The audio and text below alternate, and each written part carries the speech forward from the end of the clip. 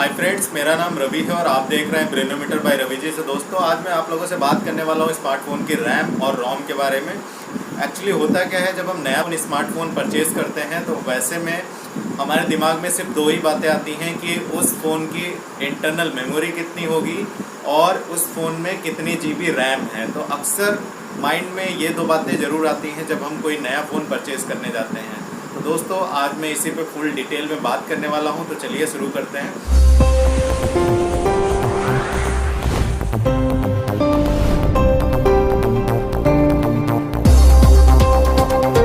Friends, यहाँ पे जो रैम की अगर बात करें तो रैम क्या होता है, रैंडम एक्सेस मेमोरी होती है।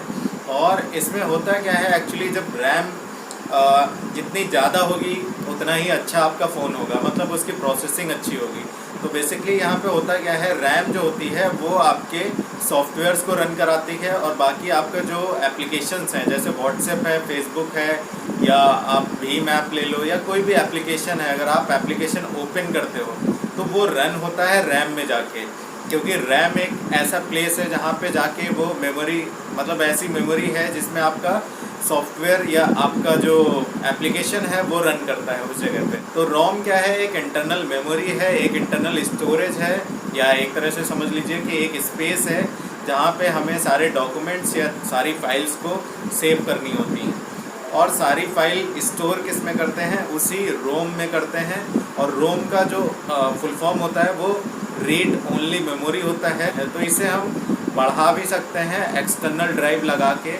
आपकी जो मेमोरी है ये रोम, तो इसमें क्या होता है, इसमें जितना भी हम डेटा इंस्टॉल करते हैं, जस्ट लाइक अगर हमने व्हाट्सएप को हमने प्ले स्टोर से इंस्टॉल किया तो वो इंस्टॉल किस में होगा, रोम में, मतलब आपकी जो इंटरनल मेमोरी है उसमें इंस्टॉल होगा।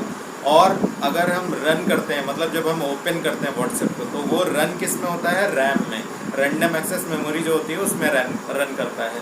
तो चलिए इसको एक एग्जांपल के थ्रू समझते हैं। अगर कोई क्लासरूम है, वहाँ पे सिर्फ 10 लोगों की बैठने की जगह है और हम चाहते हैं कि वहाँ पे 20 लोग बैठें, तो अगर 10 लोगों को बिठा के उस क्लास को जब चलाया जाएगा तो वहाँ पे सब लोग आसानी से वर्क कर सकते हैं, मतलब आराम से वहाँ पे काम हो सकता है, जो भी स्टडी होनी है वो ईज़िली हो जाएगी। सो अगर हम वहाँ पे 20 लोगों को बिठा दें तो क्या होगा कि वो स्पेस भर जाएगा, मतलब वो क्लास पूरी भर जाएगी। तो वैसे में क्या होगा कि वहाँ पे बहुत ही कंजस्टेड हो जाएगा, मतलब वो क्लास कंजस्टेड हो जाएगी और वहाँ पे फिर जो काम हो रहा है, जो भी स्टडी हो रही है, वो अच्छे से नहीं हो पाएगी। तो ऐसे ही हमारी रैम होती है। रैम में जब हम एक प्रॉपर स्पेस होता है, एक डिज़ायर स्पेस होता है, जो जितने GB की मेमोरी होती है उसी हिसाब से हम अपने एप्लीकेशन उसमें रन करते हैं।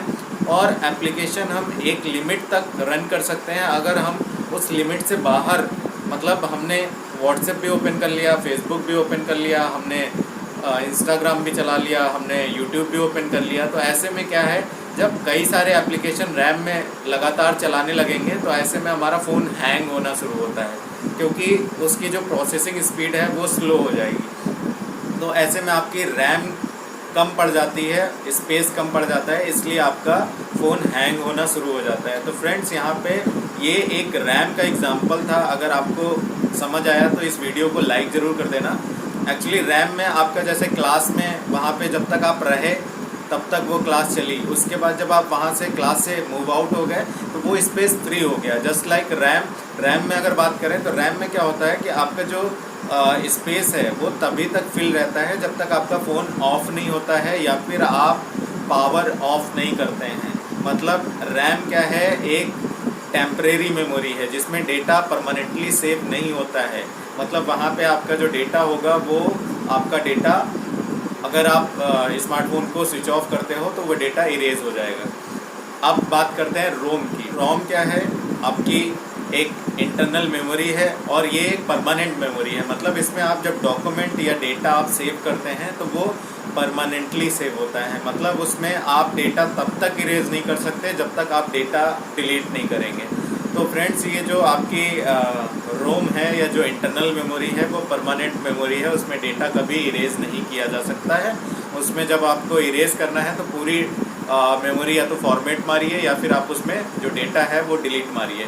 तो वो क्या क्या स्टोर करता है, आपकी जो वीडियोज़ हैं, आपके फ़ोटोज़ हैं, या आपकी जो डॉक्यूमेंट्स की फ़ाइल हैं, या आपके एप्लीकेशंस हैं, तो उनका जो इंस्टॉलेशन होता है या जो उनका स्टोरेज होता है वो आपका रोम में होता है। तो रोम को अगर एज अ एग्ज़ाम्पल समझें तो अगर बाहर जाते हैं तो हम पूरा दिन कहीं भी काम करें, लेकिन हम परमानेंटली बाहर नहीं रहते हैं, हमें रहना कहाँ होता है, अपने घर में।